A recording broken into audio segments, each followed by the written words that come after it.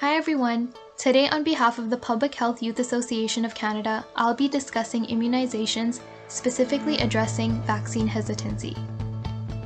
Vaccination is described as one of the top 10 public health achievements in the 20th century. The success of vaccines has led to control and eradication of diseases that were once prevalent in Canada. Before the introduction of vaccines, much of the population had become severely ill or died from the spread of infectious diseases. Despite this success and scientific evidence supporting vaccines, opposition and hesitancy to vaccines exists and has become a widespread issue.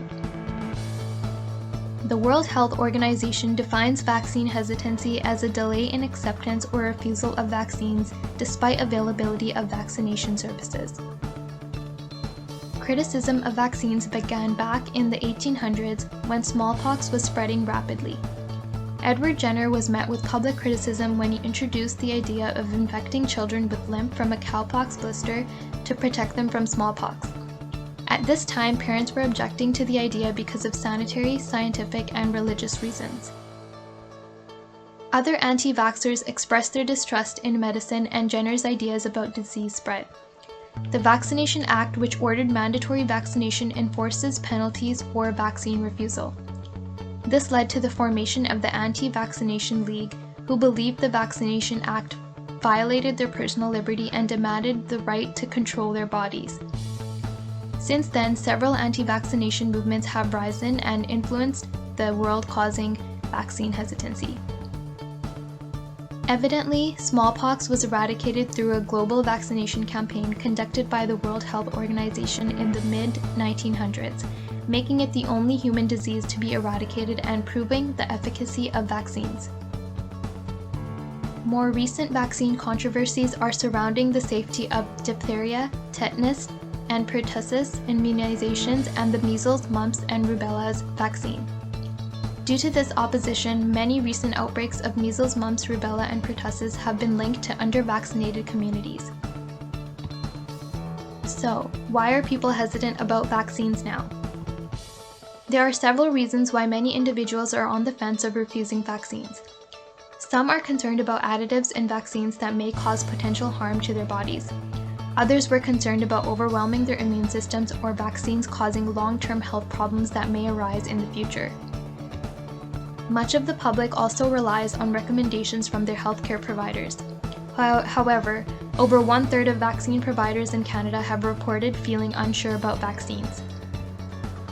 There are many healthcare providers online displaying their hesitancy or refusal to get the COVID-19 vaccine, which is influencing many individuals to follow.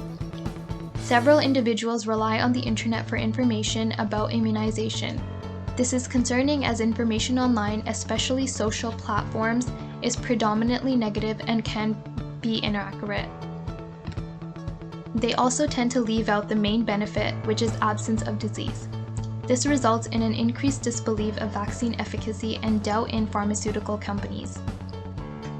Parents have expressed concern about their children's safety after hearing stories about children being harmed by vaccines. Many parents are also concerned about potential side effects of vaccines on their children. Others believe that the vaccine could cause the disease that is supposed to prevent. In regards to the measles, mumps, rubella vaccine, many parents believe this caused autism or are skeptical about it. Altogether, there seems to be a lack of confidence in the effectiveness, safety, and the system.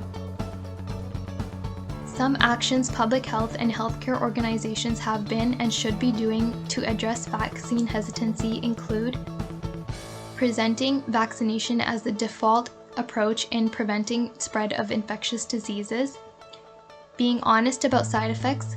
In most cases, side effects are mild and serious. Adverse side effects rarely occur. Putting more focus on keeping communities protected. Providing reassurance on the vaccine safety system. Having regular vaccine-related conversation in which common concerns and benefits are addressed. This should include answering questions about safety as well as the immunological aspects.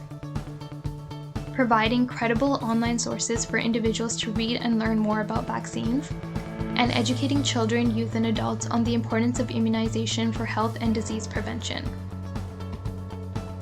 The main benefit of vaccines is the absence of disease. Without vaccines, we are at risk of serious illness and disability from diseases.